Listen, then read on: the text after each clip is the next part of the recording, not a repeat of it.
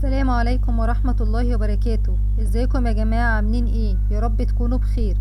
النهاردة هنحكي مع بعض قضية المذيعة شيماء جمال وأعرفه كل تفاصيلها، بس ما تنسوش تذكروا الله وتصلوا على أشرف الخلق محمد صلى الله عليه وسلم، واللايك والشير، ويلا بينا نبدأ.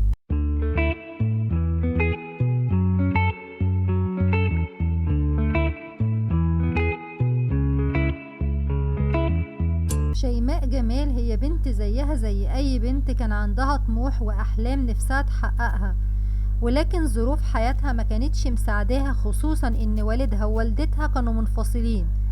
ولكن شيماء كان عندها إصرار إنها توصل لحلمها، وفعلا بتبدأ تحقق حلمها وتاخد أول خطوة للنجاح وتدخل كلية الإعلام.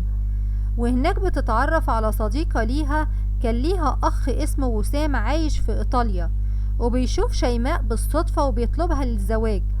وفعلا شيماء بتتجوز أثناء الدراسة، وربنا بيرزقها ببنت تسميها جنى. لكن بعد الجواز بفترة بيتم الانفصال عن أبو بنتها، وبيتم زواجها للمرة التانية من شخص اسمه براك.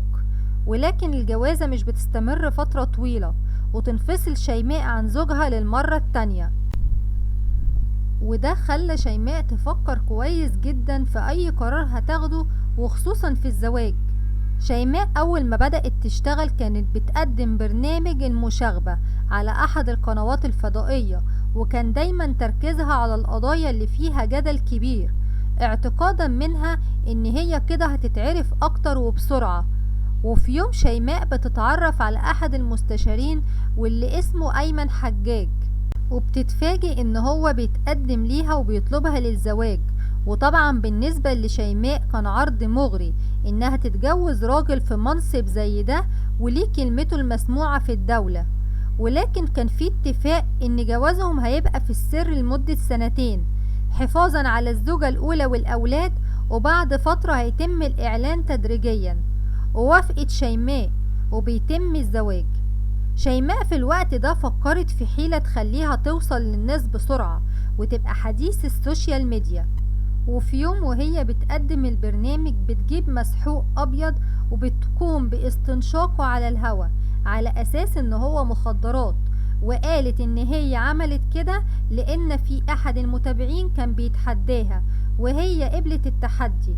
ولكن طبعا بتتحول شيماء للتحقيق، وبتعترف بغلطها وبتعتذر لكل متابعينها على الهوا، وبتأكد ان المسحوق ده كان سكر بودرة. لكن بعد الموقف ده المتابعين ما رحموهاش واطلقوا عليها مذيعة الهيروين. وبعد فترة تم منعها من دخول القناة وتم ايقاف البرنامج. وده خلى قناة الحدث اليوم تعرض على شيماء انها تقدم نفس البرنامج على القناة عندهم. وطبعا وافقت شيماء، وخصوصا انها قناة وليها اسمها، وفي نفس الوقت القناة كانت عارفة ان شيماء في الوقت ده هي حديث الساعة، يعني كل واحد فيهم بيدور على مصلحته. وكده شيماء بدأت تحقق احلامها، اصبحت مذيعة معروفة وفي قناة معروفة، وكمان متجوزة من راجل ليه هيبته في الدولة. وفي الوقت ده كان مر على زواج شيماء حوالي 7 سنين، وبدأت شيماء تطلب من زوجها انه يعلن جوازهم، ودايما كان بيتحجج وبيأجل الموضوع. وفي يوم كانت شيماء زعلانة معاه، بس هو اتصل بيها وقال لها جهزي نفسك علشان هعدي عليكي اخدك اوريكي فيلتي الجديدة، لو عجبتك هكتبها لك باسمك. ونبه عليها ان مفيش حد يعرف بالموضوع ده خالص. شيماء خدت بنتها وودتها عند خالتها وراحت مع جوزها علشان تشوف الفيلا، بس شيماء اتأخرت وما رجعتش البيت تاني. وده خلى ام شيماء وخالتها يقلقوا عليها، وخصوصا ان كان تليفونها مقفول.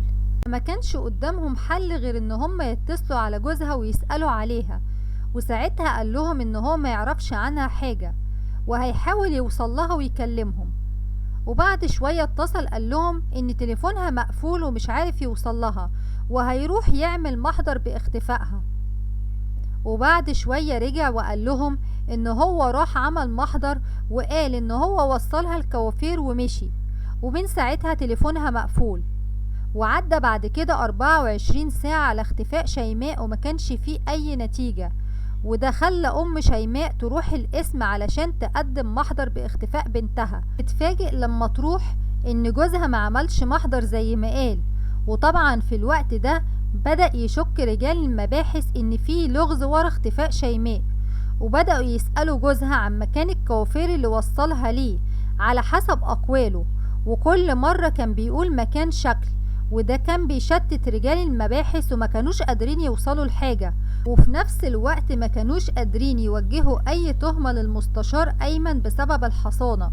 وفي يوم بيروح شخص اسمه حسين القسم وبيدعي إن هو سواق المستشار، وبيقول إن زوج شيماء جمال ليه يد في اختفائها وإن هو قتلها. ولما سألوه عرفت إزاي وإيه اللي أخرك كل ده، قال لهم إن هو وصل شيماء والمستشار أيمن فيلا في البدرشين، وكان مستنيهم في العربية وشاف المستشار أيمن وهو بيقتل شيماء من شباك الفيلا. ولما المستشار شافه واحتجزه واخد تليفونه وما سابهوش غير لما وعده ان هو مش هيتكلم، ولكن ضميره كان بيأنبه الفترة دي كلها وكان لازم يجي ويقول الحقيقة. ولما رجال المباحث جم يواجهوا المستشار أيمن بكلام حسين ما لقوهوش في مصر وكأنه فص ملح وداب. وحسين قال لهم انه كان بيقول انه هو مسافر دبي، ولما رجعوا لكشوفات الناس اللي سافرت دبي في الفترة دي ما لقوش اسمه، وده معناه انه لسه موجود في مصر. وساعتها خدوا حسين علشان يوريهم مكان الجثة، وفعلا لقوها مدفونة في حفرة في فيلا في البدرشين.